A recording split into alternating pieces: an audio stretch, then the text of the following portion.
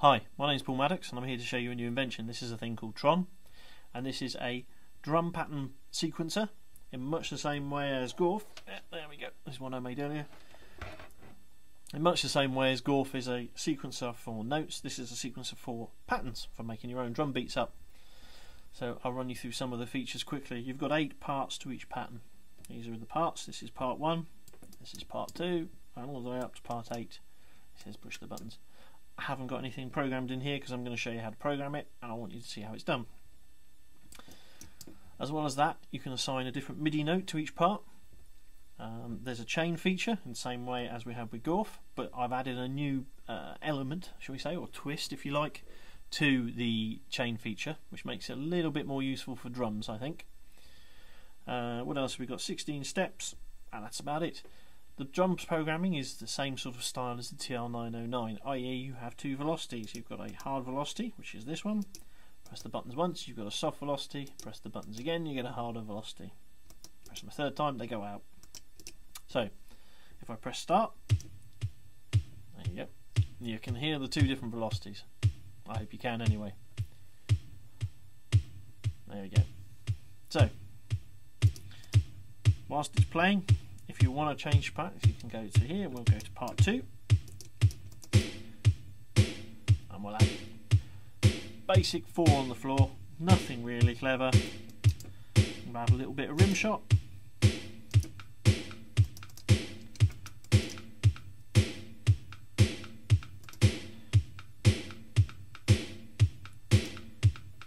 There you go.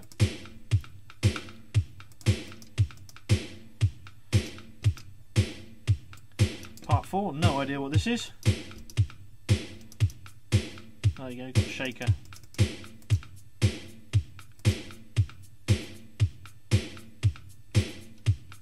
Getting funky now. So to select a part to edit, you hold down the mode button and you press the part button. I'm already on part 4. That's part 5. I suspect this is hand claps. There you go. Can go wrong with a bit of TR808 hand claps. Number 6, God only knows. There we go. Low tom.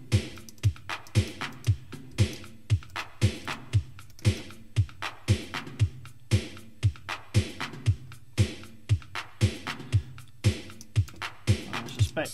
Yep. There we go. Open the hi-hat. That nose off. 8 will probably be a closed hi-hat.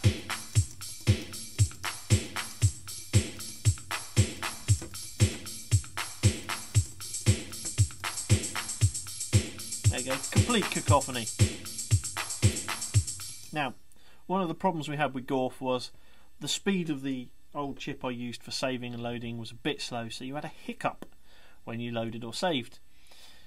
This one has a new chip. Where is it? It's up here, this little one here, which is a lot faster, as in several tens of times faster. So if I hit, that's my horrible pattern, I hit store, I can say I want to store it in bank 8, pattern 8, and it's done. No hiccup. Important thing to note. To get out of store mode, just press store again. Right, that pattern's beginning to irritate me, so I'll go for something a bit more tame. There we go.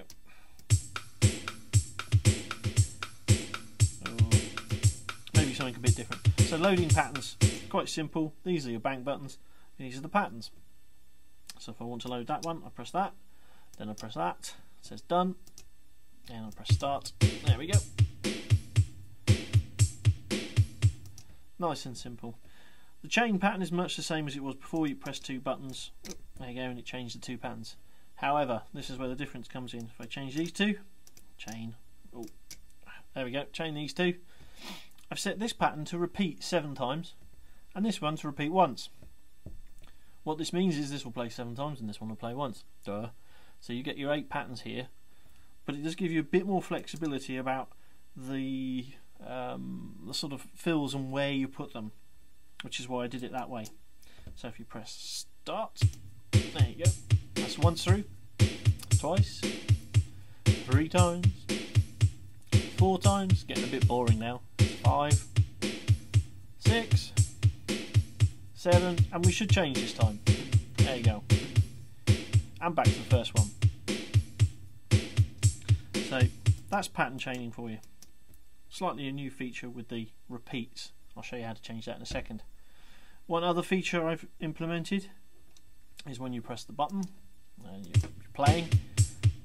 If you want to see the pattern, so when you load another pattern, you press the button you want to load, and if you look at this carefully, you'll notice it will come on dim. Once this pattern's finished playing, it will switch to this pattern. So hang on, there we go. I'll try again.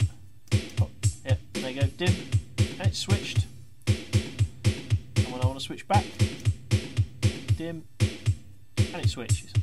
So it's a bit more obvious about which button you press to play the next pattern. And as long as you press the buttons before the end of the pattern, it doesn't really matter.